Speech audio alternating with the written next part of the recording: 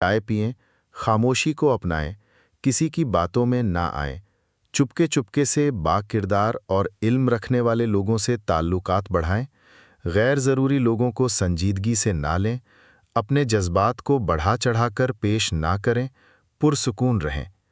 अगर किसी का कौवा सफ़ेद है तो उसे सफ़ेद ही रहने दें, काला साबित करने की कोशिश ना करें। अगर कोई ये तस्लीम कर चुका है कि हाथी दरख्त पर बैठा है तो उसके हाथी को नीचे उतारने में अपना वक्त, जज्बात और अपने अल्फाज ज़ाया ना करें। अपनी मर्जी के खिलाफ किसी को खुश ना करें। आपकी एक ही ज़िंदगी है जो बहुत कीमती है, उसे सस्ते लोगों के लिए ज़ाया ना करें। अपने आप को खुश रखें, अपना ख्याल रखें।